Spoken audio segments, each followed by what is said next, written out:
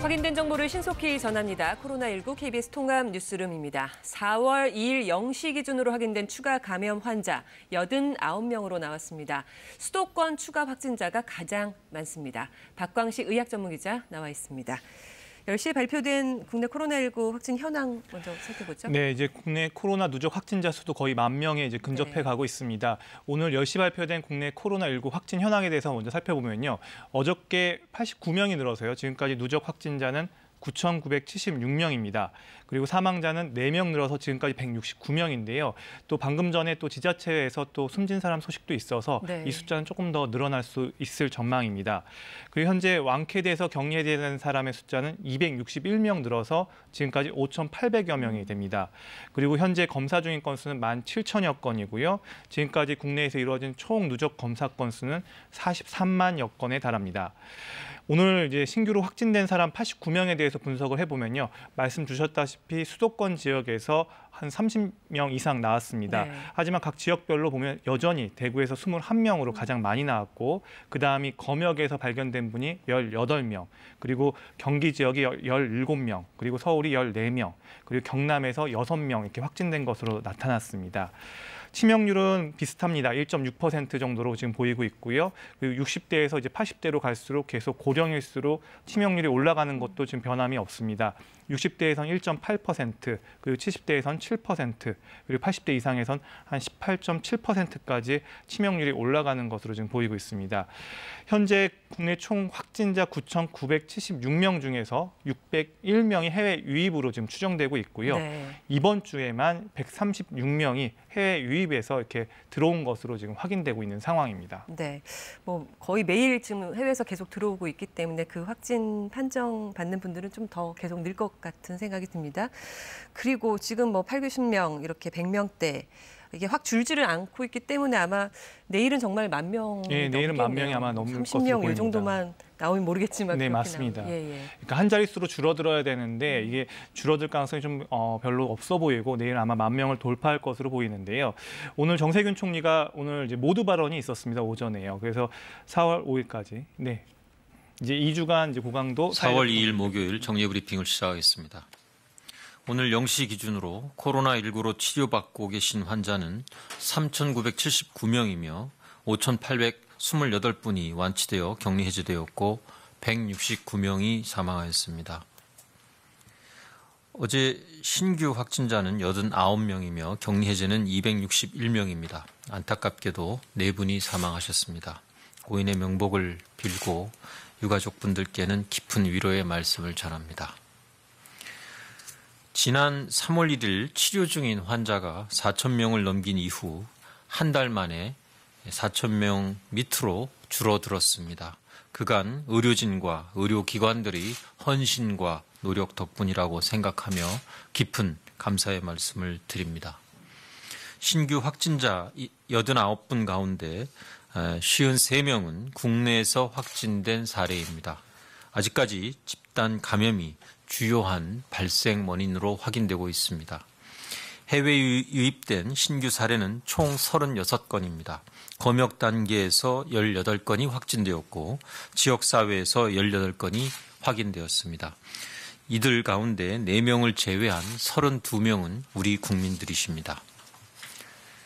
오늘 국무총리 주재로 열린 중대본 회의에서는 이탈리아와 재외국민 입국과 검역 진행 상황, 그리고 해외 입국자 관리 강화, 1일차 현황 등에 대해서 보고를 받고 논의가 있었습니다.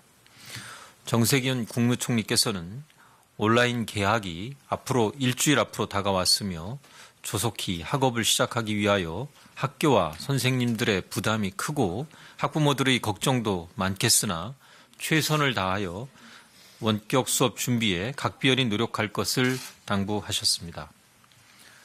전 세계적인 확산세가 유례없이 가파르고 해외 유입과 집단 감염이 계속되고 있는 상황 하에서 사회적 거리두기를 완화하는 것은 감염을 다시 확산시킬 수 있는 위험이 크기에 사회적 거리두기에 대한 의견을 빠른 시일 내에 수렴하고 논의를 거쳐서 앞으로 어떻게 계속해 나갈 것인지를 국민들께 설명드릴 수 있도록 하겠다고 말씀하셨습니다. 먼저 우리 국민들의 이탈리아로부터의 입국과 검역 진행 상황에 대하여 설명드리겠습니다. 이탈리아 밀라노에서 임시 항공편에 탑승한 우리 국민과 그 가족 총 309명은 어제 14시 30분에 인천공항에 도착하였습니다. 이탈리아 현지에서 기내 탑승하기 이전에 발열 체크를 실시하였고 우리 검역관의 건강상태 질문서 확인으로 유증상자는 좌석을 분리하여 탑승하게 하였고 입국 이후에도 공항 내에 설치한 별도의 게이트에서 입국 검역을 실시하였습니다. 그 결과 유증상자로 확인된 11명이 인천공항 내의 개방형 선별진료소에서 코로나19 진단검사를 받았고 안타깝게도 이 중 한 분이 양성으로 확인되어 의료기관으로 이송되셨습니다. 나머지 289명은 전세버스를 통해 재외국민 임시생활시설로 입소하였으며 오늘 오전부터 진단검사를 진행하고 있습니다. 앞으로 양성이 확인될 경우에는 중증도에 따라 의료기관이나 생활치료센터로 이송 예정이며 그 외 교민들은 임시생활시설 내에서 14일간 격리 생활을 하게 됩니다. 중앙재난안전대책본부는 이탈리아 입국 재외국민의 이송과 의료지원, 임시생활시설의 운영을 위하여 8개 부처로 구성된 정부 합동 지원단을 운영 중이며 이들의 안전과 지역사회 확산 방지를 위하여 최선을 다할 예정입니다. 한편 2차 임시 항공편은 오늘 16시에 이탈리아 로마와 밀라노에서 205명의 재외 국민과 그 가족들을 태우고 인천공항에 도착할 예정입니다. 귀국과 시설 입소 과정에서 이분들의 인권과 사생활이 침해되지 않도록 취재와 보도에 신중해 주실 것을 당부드립니다. 한편 지난 3월 19일 정부 임시 항공편으로 귀국하여 시설 격리 중인 이란 재외국민 79명은 어제 실시한 진단검사 결과 전원 음성으로 확인되어 내일 오전 임시생활시설에서 예정대로 퇴소할 예정이라는 점을 말씀드립니다. 4월 1일 0시부터 해외 입국자 방역을 강화함에 따라 진행된 상황을 설명드리겠습니다. 중앙재난안전대책본부는 어제부터 미국, 유럽을 포함한 전 세계 모든 나라에서 입국하는 모든 입국자에 대하여 2주간 격리를 실시하고 있습니다. 우리 국민과 장기 체류 외국인의 경우에는 자가격리를 하게 되며 일정한 거주지가 없는 단기 체류 외국인은 시설 격리를 하고 있습니다. 이는 코로나19의 대유행이 본격화됨에 따라 해외 입국자에 대한 위험도가 증가했기 때문에 취한 조치입니다. 어제 하루 동안 해외에서 입국한 총 인원은 7,558명이며 이 가운데 우리 국민이 약 70%를 차지하고 있습니다. 다만 유럽과 미국에서 온 입국자 3천여 명 가운데는 90%가 우리 국민으로 다른 지역에 비하여 우리 국민의 비율이 조금 더 높았습니다. 어제 검역 과정에서 유증상자로 확인된 우리 국민 224명과 외국인 11명, 도합 235명이 공항에서 진단검사를 받고 그 결과를 기다리고 있습니다.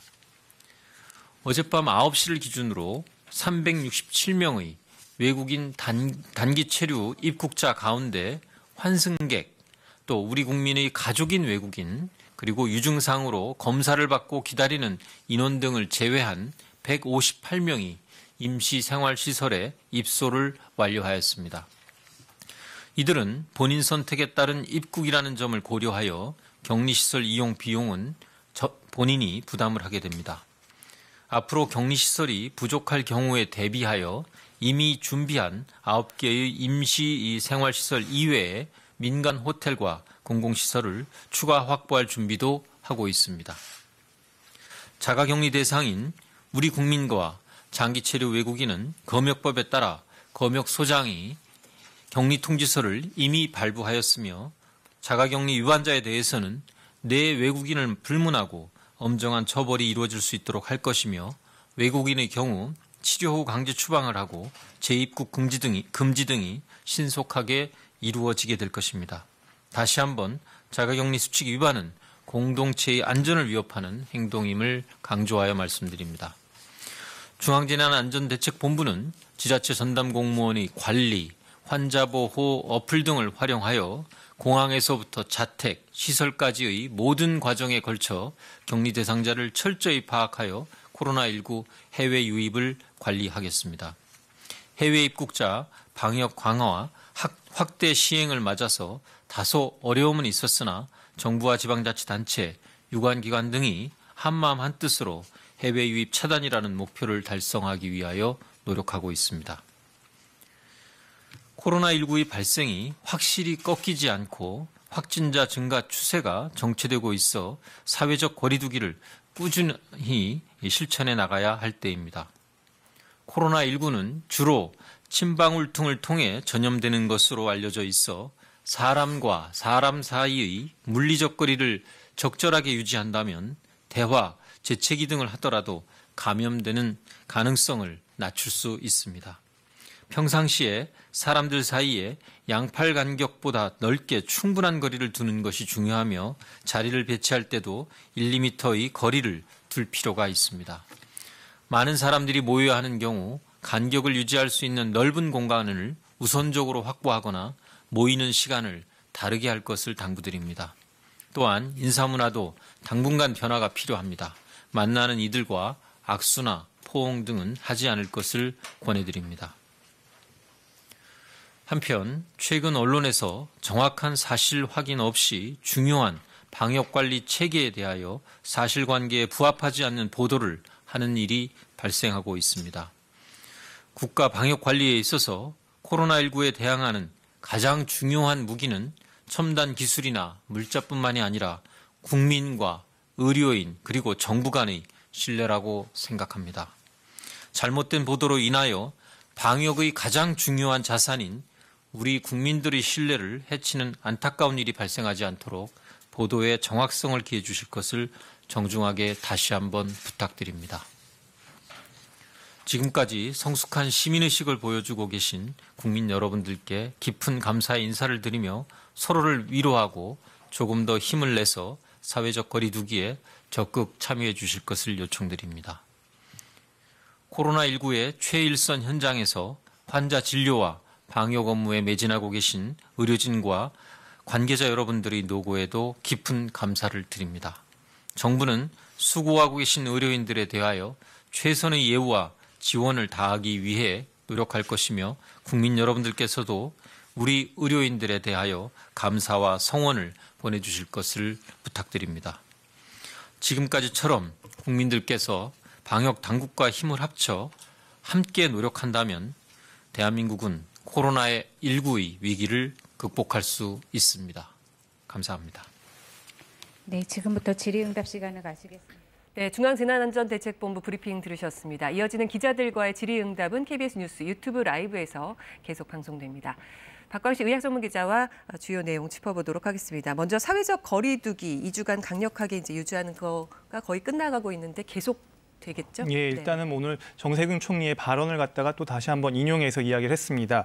4월 5일까지 2주간 고강도 사회적 거리두기를 하게 되는데 사실 이 이후에 이걸 완화할 경우에 다시 감염이 확산세로 전환될 수 있다는 겁니다. 그래서 하지만 이제 일상 복귀를 너무 무한정 미룰 수는 없고 그리고 피로도도 지금 상당한 상태라고 얘기를 했습니다. 그럼에도 불구하고 지금 전 세계적으로 확산세가 계속되고 있고 그리고 해외에서 유입되는 확진자들이 계속 나오고 있고 또 지역사회에서 계속 환자들이 나오면서 100명가량 안팎으로 계속 나오는 상황에서 이 4월 5일 이후에도 당분간 이 사회적 거리두기를 해야 될지 아니면 이걸 일상적인 어떤 생활 수준으로 다시 완화를 해야 될지 또 아니면 그렇지 않다면은 또 다시 새로운 일상을 또 준비해야 되는 구체적인 안들을 내놔야 될지 좀 여러 고민들이 있다라고 이게 얘기를 했습니다.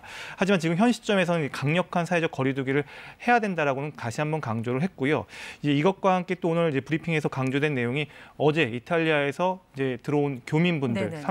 309명에 대해서 얘기를 했습니다. 그 중에 한 분이 이제 양성 확진 판정을 받았다라는 얘기가 있었고요. 그래서 나머지 교민들도 지금 현재 임시생활시설로 다 옮겨 옮겨져서 거기서 지금 전수조사를 지금 진행하고 있다라고 얘기를 했습니다. 그리고 오늘 오후에 이제 4시쯤에 한 205명이 이탈리아 로마 밀라노에서 이제 오시는 교민들이 도착할 예정이라고 언급을 했고요. 네. 그리고 이제 3월 19일 이란에서 들어온 재외국민 79명에 대해서는 전원 음성 판정을 받았고 이제 내일 드디어 이제 임시생활시설을 예정대로 이제 퇴소할 것이라고 밝혔습니다. 지금 현재 이제 미국, 유럽 모두 이제 모든 입국자를 갖다 또 공항에서 들어온 분들 2주간 지금 자가격리를 하고 있는데요. 그리고 단기체류 외국인은 지금 시설격리에 들어갔고요. 그래서 지금 어제 입국자가 7,500여 명 되는데 그중에 우리 국민의 비율은 70%라고 얘기를 했습니다. 미국이나 유럽 입국자만 봤을 때는 3천여 명 정도고요. 그중에 우리 국민은 한 90%다라고 얘기를 했습니다. 그래서 현재 이 중에서 유증상자는 공항에서 지금 다 진단 검사를 바로 즉각적으로 하고 있다라고 밝혔고요. 지금 한 158명 정도가 이제 임시 생활시설에 이제 입소해가지고 지금 결과를 기다리고 있다고 얘기를 했습니다. 네. 날씨가 이제 따뜻해지면 사회적 거리두기 아무래도 좀 느슨해질 가능성이 높은데 일단 양팔 간격보다 좀 넓게 거리를 두고 다들 마스크 끼고 계시니까요. 그 정도의 거리에서 이야기하고 이런 거는 괜찮은 거죠. 네, 맞습니다. 그러니까 건강거리라고 지금 표현을 하고 있는데요. 2m 정도. 그러니까 우리의 침방울이 대화하거나 기침을 할 때도 한 2m 이내에서 그게 다 날아가다가 떨어지니까 2m 정도를 유지한 상태에서 또 더군다나 마스크까지 착용을 하고 있으면 감염이 될 위험은 상당히 낮다. 이렇게 보시면 될 것 같습니다. 네, 박광식 의학전문 기자였습니다. 고맙습니다. 집단 감염이 발생해 병원 전체가 폐쇄된 경기 의정부 성모병원에서 전수검사가 진행되고 있죠. 서울시청에 나가 있는 취재기자 연결합니다. 홍진아 기자, 의정부 성모병원에서 확진자가 계속 나오고 있나요? 네, 의정부 성모병원 관련 확진자는 오늘 2명 더 나와 21명으로 늘었습니다. 확진자 대부분은 병원 응급실과 8층 병동, 4층 병동에서 나왔는데 보건당국이 감염 경로를 추적하고 있습니다. 현재 의료진과 환자 등 2,500여 명에 대해 전수검사가 진행 중이라서 확진자는 더 늘어날 수 있습니다. 병원은 어제부터 전체 폐쇄됐습니다. 이 병원을 방문했던 9살 어린이 확진자는 서울 아산병원에 입원해 있던 중 확진 판정을 받았는데요. 이 화나와 접촉했던 입원 환자 43명은 동일 집단 격리 중입니다. 이 밖에 해외에서 입국한 뒤 확진되는 사례도 계속해서 나오고 있습니다. 어제 하루 서울에서 20명의 신규 확진자가 발생했는데 이 가운데 16명은 해외 접촉 관련으로 집계됐습니다. 중앙방역대책본부는 오늘 0시 기준 수도권 확진자는 35명 늘어 모두 1,077명이라고 밝혔습니다. 서울 488명, 경기 516명, 인천 73명입니다. 네, 잠실 올림픽 주경기장에 도보 이동형 방식의 선별 진료소가 운영된다는데 언제부터인가요? 해외 입국자 전용으로 이르면 내일부터 이용할 수 있습니다. 잠시 올림픽 주 경기장에 도보 이동형 선별 진료소가 10개 정도 설치될 예정인데요. 부스 안에 환자가 들어가고 바깥에서 의료진이 검체를 채취하는 방식으로 감염 위험은 줄이고 검사 시간은 대폭 줄여 하루 최대 1,000명까지 검사가 가능할 것으로 보입니다. 한편 경기도는 예방 수칙을 지키지 않은 20개 교회에 대해 집회 제한 행정 명령을 내렸습니다. 지금까지 서울시청에서 KBS 뉴스 홍진아입니다. 대구 경북의 추가 확진자 수는 어제 이어 20명대입니다. 대구시가 진행한 전수검사에서도 확진자가 거의 나오지 않고 있습니다. 대구시청에 나가 있는 취재기자 연결합니다. 박진영 기자, 대구 경북 상황 알려주시죠. 네, 오늘 0시 기준 대구 경북의 추가 확진자는 대구 21명, 경북 2명으로 어제보다 1명이 늘었습니다.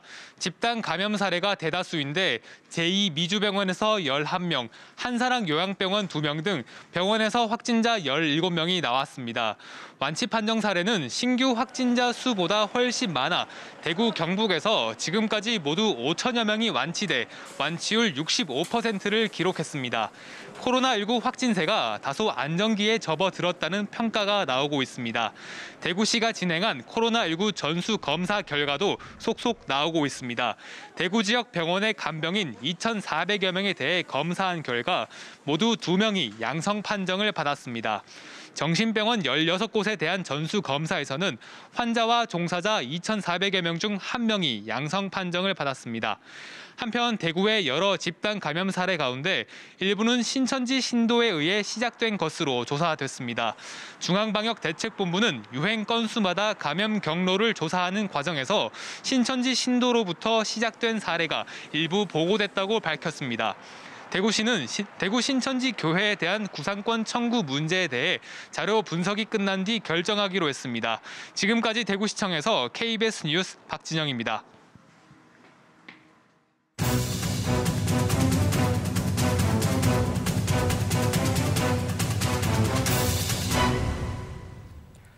KBS 재난방송센터 연결해서 코로나19 국내 현황 분석합니다. 이혜진 기자, 누적 확진자가 10,000명에 가까워지고 있는데요. 현황 알려주시죠. 네, 국내 코로나19 누적 확진자는 모두 9,976명입니다. 어제보다는 89명이 늘었는데요. 사망자는 169명입니다. 격리 해제된 사람은 5,800명을 넘었습니다. 누적 확진자의 60% 정도가 치료가 끝난 겁니다. 신규 확진자를 지역별로 보겠습니다. 수도권이 35명으로 전체의 40% 정도이고요. 대구에서는 21명이 나왔습니다. 병원과 교회에서의 집단 감염이 잇따르고 있기 때문입니다. 그리고 검역에서 18명의 해외 유입 확진자가 나왔습니다. 지금까지 코로나19 확진자의 80% 이상은 집단 발생이 원인으로 분석됐습니다. 대구에서는 한사랑요양병원과 제2미주병원 관련 확진자가 계속 늘고 있는데요. 이 두 곳에서 지금까지 각각 100명이 넘는 확진자가 나왔습니다. 또 수도권에서도 의정부 성모병원 등을 비롯해서 교회와 병원 등에서 집단 감염이 잇따르고 있습니다. 네, 집단 감염도 문제지만 해외에서 유입되는 확진자가 계속 늘고 있죠. 네, 해외에서 감염돼서 국내로 들어온 것으로 추정되는 확진자는 지금까지 601명입니다. 최근 하루에 40명 이상 늘어나는 추세가 계속되고 있는데요. 전체 확진자의 6%입니다. 그런데 이들 가운데서 공항에서 확인된 경우는 보시는 것처럼 40% 정도밖에 안 됩니다. 60%가 지역사회로 돌아간 뒤에 확진 판정을 받은 건데요. 지역사회에서 감염이 확인된 해외 유입 확진자는 대부분 수도권에서 나왔습니다. 어제부터 모든 입국자에 대해 2주간 자가격리 조치가 시행됐습니다. 해외 입국자 개개인의 엄격한 자가격리 수칙 준수가 중요한 시점입니다. 지금까지 재난방송센터에서 KBS 뉴스 이혜진입니다. 전 세계 코로나19 확진자는 91만여 명, 그중에 4만 5천여 명이 목숨을 잃었습니다. 프랑스에서는 요양원 집단 감염으로 한 지하교사만 노인 500여 명이 숨진 것으로 드러났습니다. 파리 양민효 특파원입니다. 코로나19 피해가 집중됐던 이탈리아와 스페인에선 감염 확산세가 잡히고 있다는 관측이 잇따라 나오고 있습니다. 스페인에선 하루 새 860여 명이 숨져 5일 연속으로 800명대 사망자가 나왔지만 27%까지 높았던 확진자 대비 사망자 비율이 최근 10%대로 떨어졌다는 겁니다. 그러나 유럽 다른 국가들의 확산세가 치솟는 상황. 프랑스에선 하루 새 500명이 숨져 누적 사망자가 4,000명을 넘었지만 병원에서 숨진 사람만 집계한 겁니다.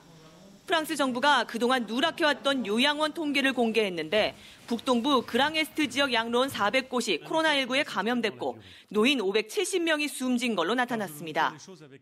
영국은 확진자가 4,000명이 늘면서 3만 명에 육박했습니다.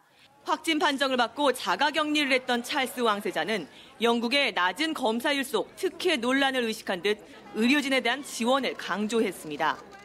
Thousands to be NHS volunteers, offering their help to do whatever they can to provide support to those on the front line. That such key people are treated with special consideration. 전 세계 코로나19 확진자가 80만 명을 넘어선 게 어제, 불과 하루 만에 91만여 명이 됐습니다. 사망자는 약 4만 5천 명입니다. 세계보건기구 WHO는 지난주 사망자가 2배로 늘었다며 며칠 내로 사망자가 5만 명, 확진자는 100만 명을 넘을 것이라고 내다봤습니다. 또 마스크 착용이 감염 통제 효과가 있는지 계속 살펴보고 있다고 밝혀 마스크가 유용하다는 증거가 없다던 기존 입장에서 한 발 물러난 듯한 발언을 했습니다. 파리에서 KBS 뉴스 양민효입니다. 뉴욕과 유럽 증시가 동반 하락했습니다. 유엔 사무총장은 2차 세계대전 이후 가장 어려운 위기에 직면했다고 말했습니다. 김철우 특파원입니다. 뉴욕 증시 3대 지수가 4.5% 가깝게 하락했습니다. 코로나19와의 싸움에서 앞으로 2주가 매우 고통스러운 시기가 될 것이라는 트럼프 미국 대통령의 경고가 투자 심리를 극도로 위축시켰습니다. This is going to be a rough 2-week period. As a nation, we face a difficult few weeks as we approach that really important day when we're going to see things get better all of a sudden. 사회적 거리두기가 유지돼도 미국에서 코로나19로 10만 명에서 24만 명이 숨질 수 있다는 백악관의 전망도 악재가 됐습니다. 발표된 미국 경제 지표도 시장에 찬 기운을 불어넣었습니다. 미국의 제조업 지수는 명확하게 위축 국면에 접어든 것으로 나타났고 유로존 제조업 지수도 7년 8개월 만에 최저치로 떨어졌습니다. 이 때문에 유럽 증시도 3에서 4% 하락했습니다. 유엔 등 세계기구는 현 상황을 전쟁에 비유하며 적극적인 대책 마련을 촉구했습니다. 구테스 유엔 사무총장은 코로나19 확산으로 전 세계가 2차 세계대전 이후 가장 어려운 위기에 직면했다면서 세계 각국의 공조를 강조했습니다. What the world needs now is solidarity. With solidarity, we can defeat the virus and build a better world. IMF는 위기 극복을 위해 각 정부가 가계와 기업, 금융 부분에서 적극적인 대책을 마련해야 한다고 밝혔습니다. 세계은행도 코로나 사태로 아시아는 20여 년 만에 가장 급격한 경기 침체에 빠질 수 있고 최소 1,100만 명이 빈곤 상태에 처할 수 있다고 경고했습니다. 뉴욕에서 KBS 뉴스 김철호입니다. 확진자가 20만 명이 넘은 미국의 코로나19 감염 추세는 이탈리아의 양상과 비교하지 않을 수 없는 상황이 됐습니다. 트럼프 대통령은 스카프 이야기까지 꺼내며 마스크 착용 권고 가능성을 계속 언급하고 있습니다. 김은규 특파원입니다. 미국의 코로나19 확진자 수가 20만 명을 넘어섰습니다. 10만 명의 감염자가 생긴 지 닷새 만에 그 숫자가 2배가 된 겁니다. 사망자도 이런 추세라면 5천 명을 넘어설 기세입니다. 펜스 미 부통령은 미국의 감염 추세를 이탈리아와 비교할 수 있을 것이라고 말했습니다. We think Italy may be the most comparable area to the United States at this point. 보름 전 아담스 미 공중보건 서비스 단장은 당시 미국의 상황이 환자가 폭증하는 이탈리아의 2주일 전 상황과 같다고 했고 한국의 길을 갈지 이탈리아의 길을 갈지 선택의 기로라고 말한 바 있습니다. 결국 최악의 상황이 벌어진 이탈리아에 미국의 상황을 비교할 수밖에 없는 상황이란 뜻으로 보입니다. 마스크 착용 권고를 고려 중이라고 했던 트럼프 대통령은 마스크 대용품으로 스카프를 쓰라고 또 말했습니다. 이번엔 스카프가 마스크보다 더 좋다고 했습니다. And I think in a certain way, depending on the fabric, I think in a certain way a scarf is better. It's actually better. 미국민들이 여러 이유로 마스크 착용을 싫어하지만 마스크가 해롭지 않다고도 했습니다. 미국은 조만간 마스크 관련 지침을 내놓을 것으로 보입니다. 환자와 의료진 말고는 마스크가 필요 없다는 것이 미 질병예방통제센터의 기준이었는데 코로나19가 새로운 감염병인 만큼 마스크가 필요하다는 새로운 데이터가 적용될 수도 있기 때문입니다. 버지니아에서 KBS 뉴스 김은규입니다.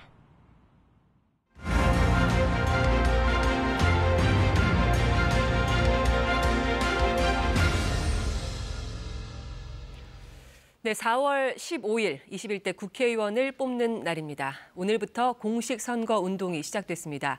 여야 각 당이 먼저 찾은 곳은 새벽 일터였습니다. 정유진 기자입니다. 조용한 유세를 방침으로 정한 더불어민주당. 이낙연 상임선대위원장이 홀로 서울 종로구의 한 마트에서 시민들을 만나며 오늘 새벽 첫 선거운동을 개시했습니다. 이겨냅시다. 새벽에도 문을 여는 지역 유통업체들의 어려움을 언급하며 코로나19 해결 의지를 강조했습니다. 희망을 잃지 말자는 메시지를 선거운동 첫날 첫 저의 말씀으로 국민들께 드리고 싶었습니다. 미래통합당이 찾은 곳도 새벽 시장이었습니다. 김종인 총괄선대위원장은 정부의 경제 실정을 부각하면서 정권 심판을 강조했는데 얼마나 힘드세요? 미래한국당 원유철 대표가 함께 나서 비례정당 지지를 호소했습니다. 공식 선거운동 시작 직전 열린 출정 선언식에서 황교안 대표는 정권 심판에 깃발을 들겠다고 말했습니다. 조국 사태로 무너진 공정과 정의를 살리기 위한 국민 여러분들의 피 끓는 외침을 잊을 수가 없습니다. 민생당은 새벽 경매 현장을 찾았습니다. 팔리긴 잘 팔립니까? 가격은 어때요? 거대 양당 정치로 민생이 파탄났다며 민생당을 뽑아달라고 호소했습니다. 민생을 도탄에 빠뜨리고 평화는 한 발짝 진전도 없는 이러한 정치, 이제 우리 기호 3번 민생당이 헤쳐나가도록 하겠습니다. 정의당은 새벽 0시 지하철의 시작점 철도 차량기지에서 근무자들을 격려하며 첫 공식 선거운동을 시작했습니다. 노동위기를 막는 최전선에 서겠다. 그런 마음가짐을 함께하기 위해서 이 자리에 왔습니다. 네. 더불어시민당은 물류센터 근로자들을 만나 택배 노동자들의 처우 개선 공약을 발표했고 열린민주당은 유튜브를 통해 공식 선거운동을 시작했습니다. KBS 뉴스 정유진입니다.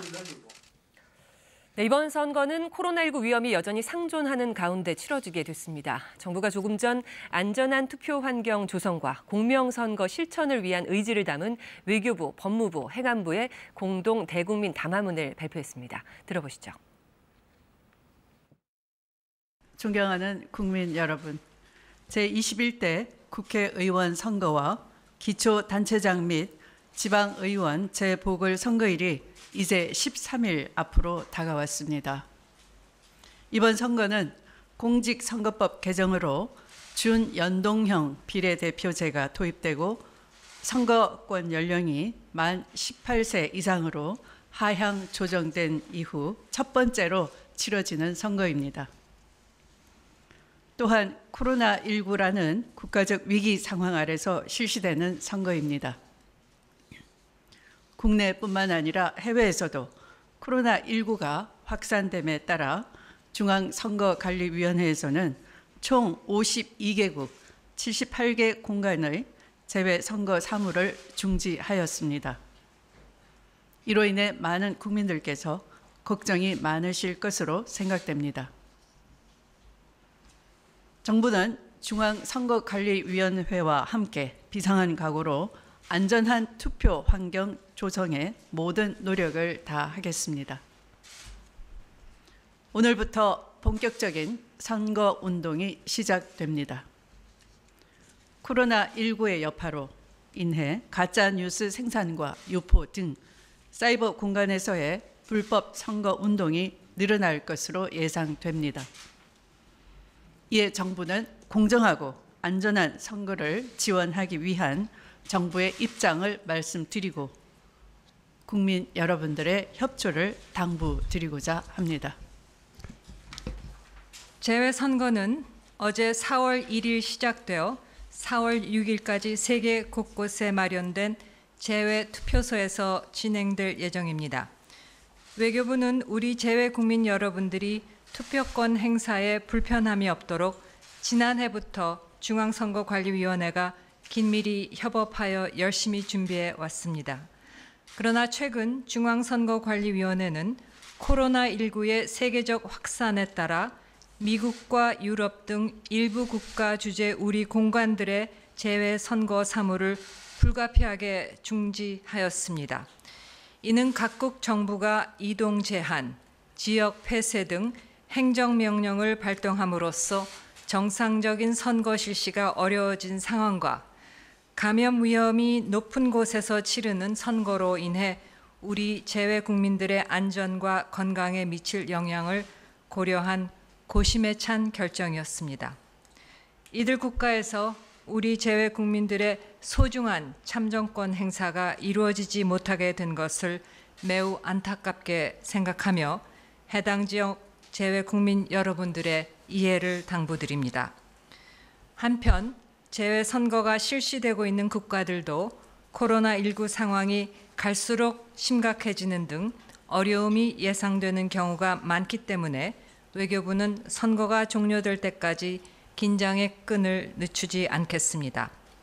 우리 재외 공관들이 동포 사회와 잘 협력하여 재외 국민들의 투표권 행사가 안전한 가운데 원만하게 진행될 수 있도록 최선의 노력을 다하겠습니다. 안전한 투표 환경 조성과 공명선거 지원을 위한 정부 대책을 말씀드리겠습니다. 첫째, 국민 여러분께서 안심하고 투표할 수 있도록 범정부 차원에서 지원하겠습니다. 선거 전후로 투 개표소 전체에 대한 방역 소독을 실시하고 선거 당일 이상 증상이 있는 유권자는 별도로 마련된 임시 기표소에서 투표할 수 있도록 하겠습니다. 둘째, 코로나19 확진자의 투표권 행사를 최대한 보장하겠습니다. 코로나19 확진자는 거소투표와 생활치료센터에 마련된 사전투표소에서 투표하실 수 있습니다. 발열 등 증상이 없는 자가격리자의 경우 안전하게 투표할 수 있는 방법을 관계기관과 검토 중에 있습니다. 셋째, 각종 탈법, 불법 선거운동에 대해서는 검찰과 경찰 등 범정부 차원의 역량을 총동원하여 철저히 단속하고 처벌하겠습니다. 특히 금품 수수, 사이버 공간에서의 가짜 뉴스와 여론 조작 등을 중점 단속하겠습니다. 넷째, 공무원의 선거 중립을 유지하고 공직기관을 엄정 확립하겠습니다. 국민의 봉사자로서 공무원이 선거에 관여하는 일이 없도록 감찰 활동을 강화하고 위법 사항에 대해서는 엄중히 조치하겠습니다. 아울러 선거 분위기에 편승한 행정 공백이 발생하지 않도록 공직기관 확립에도 만전을 기하겠습니다. 존경하는 국민 여러분, 여러분의 한 표 한 표가 모여 대한민국의 미래를 만들어 갑니다. 소중한 참정권을 반드시 행사하여 주시기 바랍니다. 선거 당일 투표가 어려운 유권자께서는 4월 10일과 11일 이틀간 진행되는 사전 투표를 활용하여 주시기 바랍니다. 특히 코로나19 대응 상황에서 안전한 선거를 위해서는 투표소 내 사회적 거리 두기 실천이 중요합니다.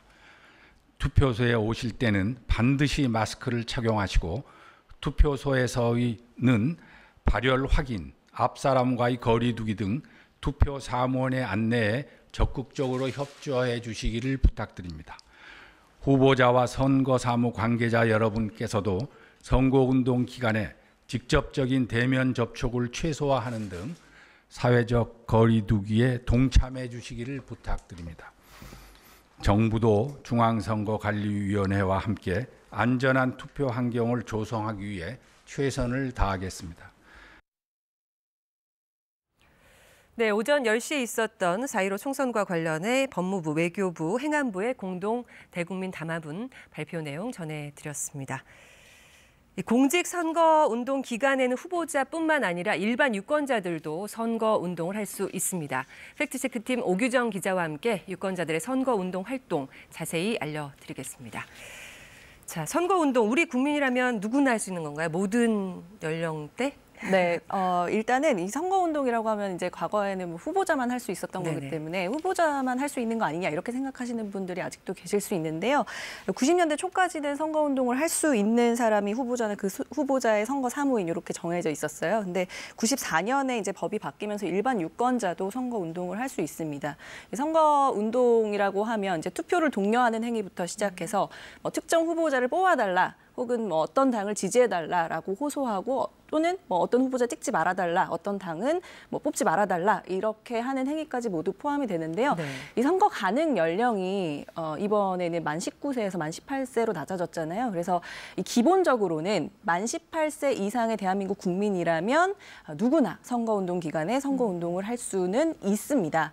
근데 안 되는 사람은 특별히 선거법에다 명시를 해놓고 있거든요. 예를 들면은 뭐 선거권이 박탈되는 경우, 예를 들면 뭐 중범죄를 저질러 선거권이 박탈됐다든지 하는 그런 경우 선거권이 없는 사람은 안 되고 그리고 앞서 얘기했듯이 뭐 공무원 영향을 미칠 수 있기 때문에 공무원 안 되고요. 그리고 공무원에 이제 준하는 뭐 정부가 절반 이상의 지분을 가지고 있는 공공기관의 임원 이런 사람들 안 되고 지방공사나 지방공단 예를 들면 교통공사나 시설관리공단 뭐 이런 것들이 있겠죠. 이제 그런 공단의 임직원은 안 되고 특히나 어떤 위계를 미칠 수 있는 조직에 있는 사람, 뭐 예비군 중대장급 이상의 간부 그리고 또 선상 투표를 하는 선원이 있어요. 근데 그 선원이 타고 있는 선박의 선장 이런 사람들은 안 되게 법에서 이제 제한을 하고 있는데 그런 사람들 외에는 기본적으로 선거운동이 가능하다고 보시면 되겠습니다. 공공기관이나 각 뭐 회사에서 다 알려주긴 하겠죠. 그런 내용에 대해서. 우리 어떤 분은 해당이 안 됩니다. 하시면 안 됩니다라고 알려드리겠죠. 그리고 만 18세 이상이라는 거.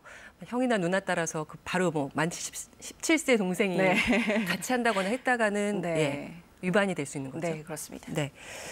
그리고 유권자들 할 수 있는 선거운동 대표적인 게 어떤 건가요?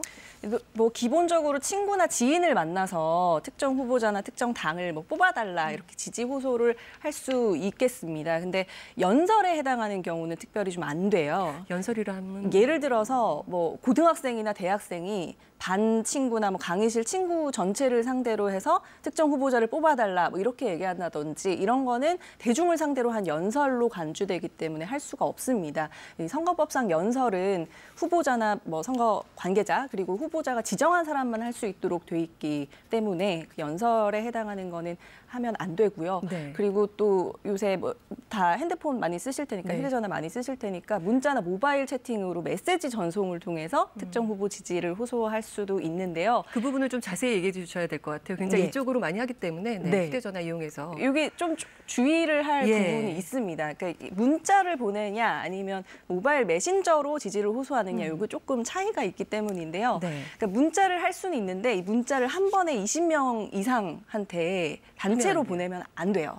19명까지는 되고. 20명 이상한테 동시에 보내는 건 안 되고 근데 20명 이하라고 하더라도 예를 들면 뭐 자동 프로그램 같은 걸 돌려가지고 보낸다든지 이런 거는 또 하면 안 됩니다. 근데 수신자가 만약에 20명이 넘는다고 하더라도 모바일 채팅방에서는 가능합니다. 모바일 단체 대화방에는 20명 넘게 들어가 있을 수 있잖아요. 그건 된다고.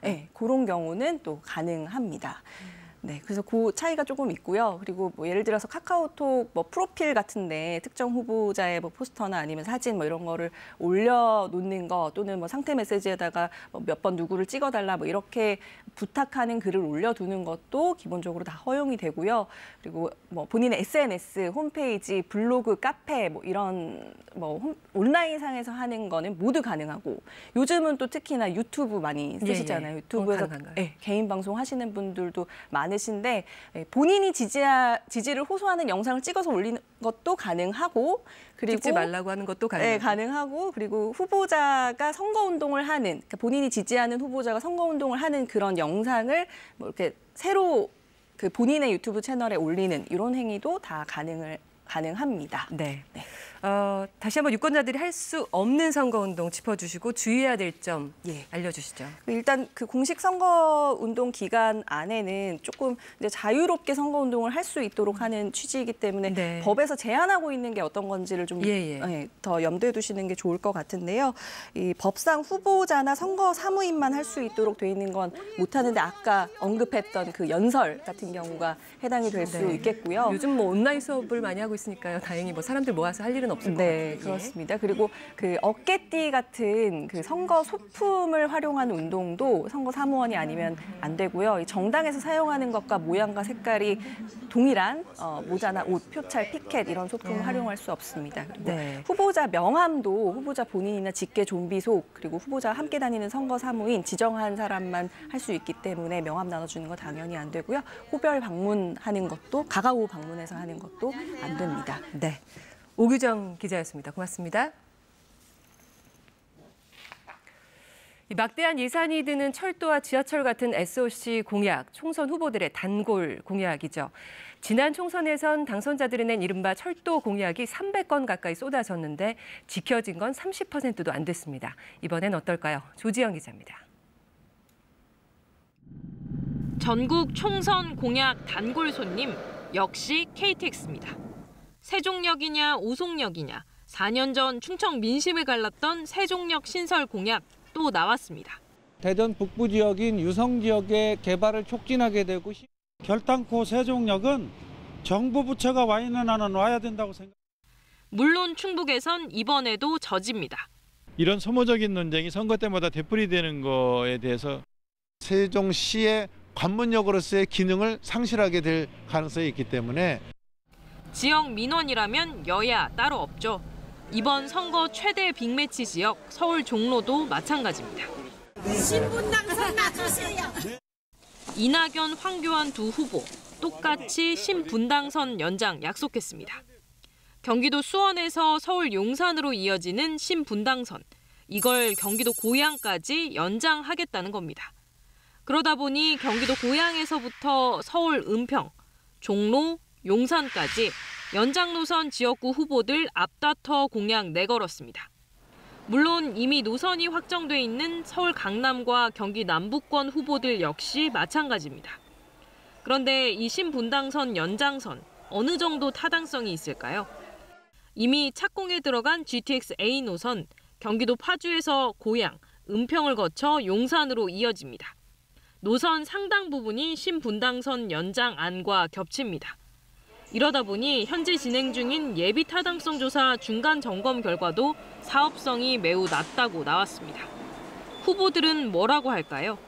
충분히 조정하면 되고요. 우선은 신분당선이 훨씬 더 효과가 클 거라고 생각합니다. 사회 간접 자본 투자의 측면에서 완화할 수 있고 또 면제할 수도 있다.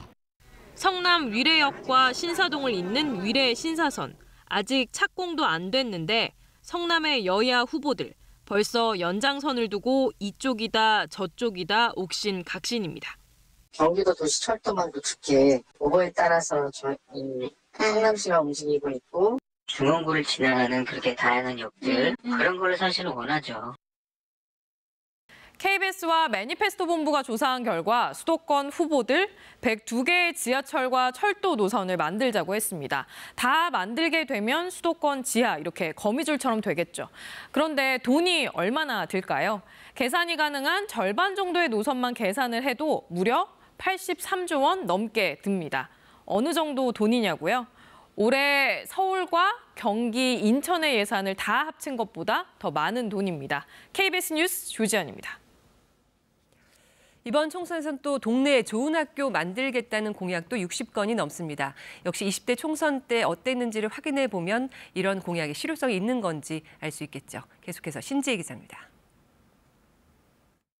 여기는 중앙선관위 서구입니다. 4년 전 유권자들에게 배달됐던 이런 총선 공보물이 그대로 보관돼 있는 곳인데요. 여기에 담긴 공약들 살펴봤더니 학교 짓겠다는 공약 참 많았습니다. 20대 총선 지역구 당선자 253명 중 58명이 학교 유치 공약 150건 냈는데요. 과연 얼마나 지켜졌을까요? 지킨 건 고작 29건, 20%가 안 됩니다. 그중에서도 이행률 0%, 특목고, 국제학교 공약입니다. 의원 12명이 약속했는데 단 한 건도 안 지켜졌습니다. 부천 내에 있는 학교들을 과학을 특성화시키는 게 훨씬 낫겠다. 그래서 정책 변화를 깼습니다. 정부가 특목고 폐지하겠다며 아예 법까지 바꿨는데 이번에도 이 공약 내놓은 분 계십니다. 어떻게 지키겠다는 걸까요? 특목고나 자사고를 포기할 수가 없습니다. 폐지를 저지하기 위한 그런 상임위 활동을 하겠습니다. 유권자들은 이런 사정 알고 있을까요? 특목고 새로 생기는 건 좀 어떻게 보세요? 네, 아주 좋게 보고 있습니다. 법을 바꿔야 된다고 하더라고요. 그거는? 그래요? 그건 모르겠어요. 대학 세우겠다, 의대 유치하겠다. 이런 공약도 25건 있었는데 일부라도 지켜진 건 단 3건입니다. 수도권 규제로 애초에 대학 유치가 불가능했거나 왜냐하면 이쪽은 규제 때문에 규제. 수도권 정비계획법 개정안 발의했습니다. 이미 그러니까 공약은 어느 정도는 한 겁니다. 떡줄 사람 생각도 안 하고 있는데 일방적인 구애도 있습니다. 계속 얘기는 하고 있고 그 부분은 아마 조금 더 장기적으로 봐야 될 것 같고요. 가장 많은 약속 역시 초중고교 유치하겠다죠. 그런데 이것도 3건 중 2건은 진척이 안 됐습니다. 중학교가 필요한데 중학교를 만들 땅이 없습니다. 학생 수가 좀 감소해서 학교 신설에 어려움이 있었습니다. 이번 총선에도 학교 공약은 계속됩니다.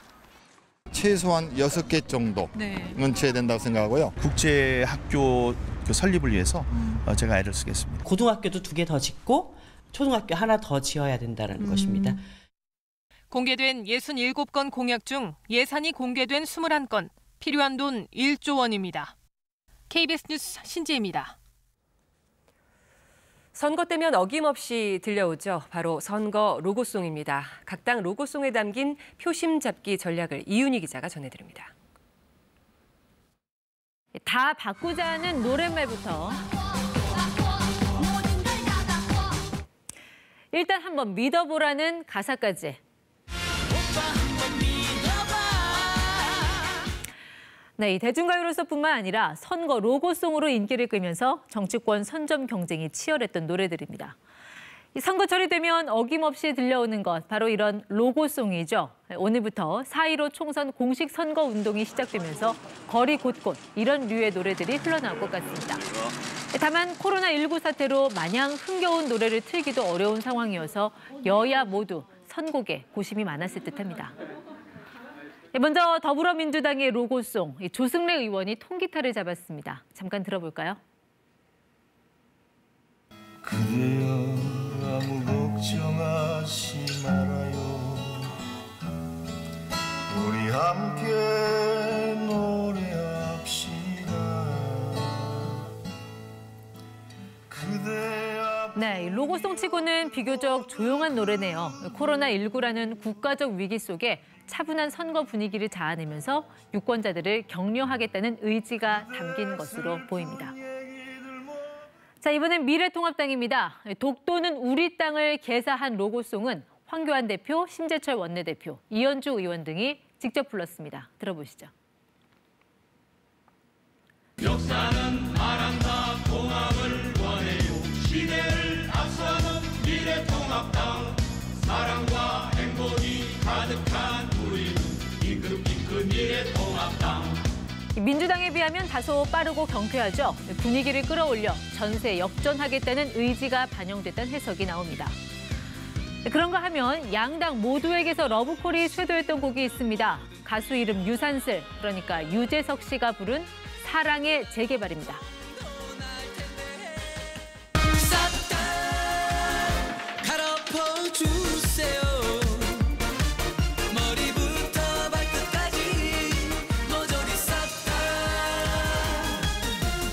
네, 싹 다 갈아엎어주세요라는 가사로 시작되는 이 곡은 진작부터 선거 로고송으로 꼽혔는데 아니나 다를까 더불어민주당과 미래통합당이 동시에 총선 로고송으로 등록했습니다.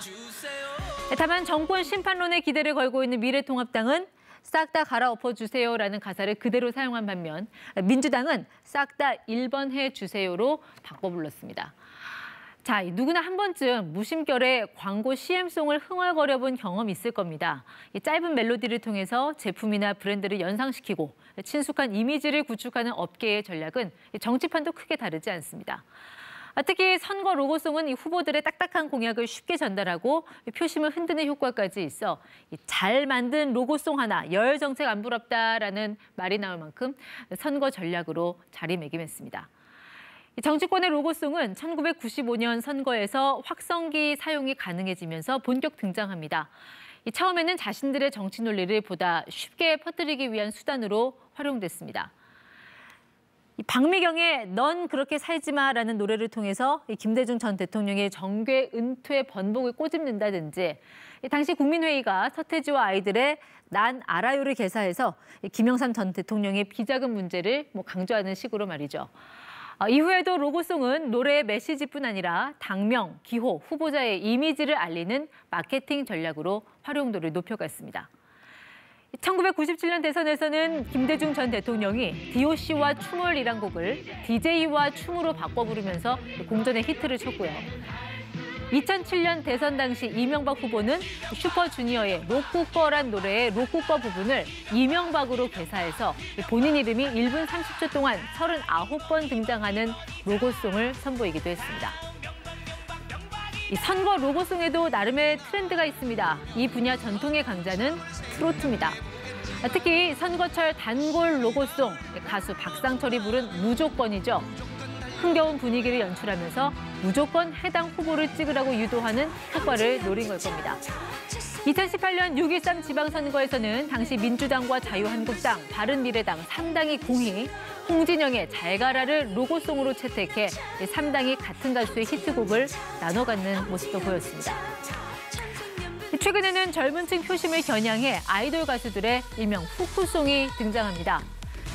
날 뽑아줘요라는 의미의 이 핑미는 태생부터 선거를 위한 곡 아니었냐라는 우스갯소리까지 나올 정도였죠. 국민 프로듀서에게 선택을 호소하는 연습생들의 모습은 유권자에게 한 표를 호소하는 총선 출마자들과 여러모로 닮아 있습니다. 이번 역시 핑미를 포함해 다양한 아이돌 가수들의 노래를 놓고 각 정당 및 후보자들의 경쟁이 대단했다는 소문입니다. 이 시대를 거치며 중요한 선거 전략으로 자리매김한 로고송. 코로나19 상황에서 어느 정당과 후보자의 로고송이 표심을 잡을지 궁금해집니다. KBS 뉴스 이윤입니다. 투표가 없다면, 투표를 안 하면 어떻게 될까요? 투표합시다. 앞서 로고송에도 등장했는데요. 릴레이 캠페인이 펼쳐지고 있습니다. 방송인 유재석 씨의 메시지입니다.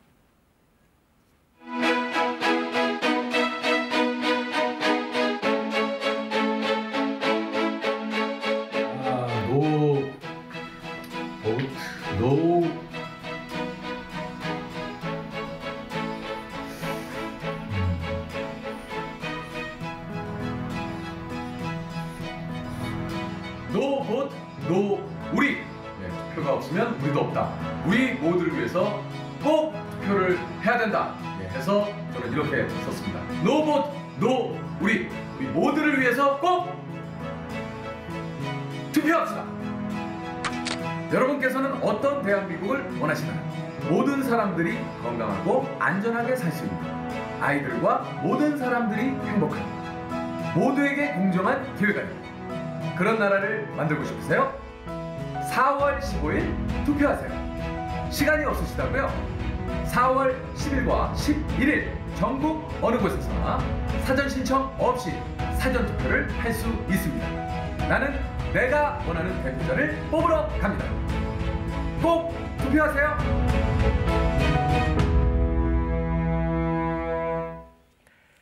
KBS 통합뉴스룸 12시 뉴스 이어집니다.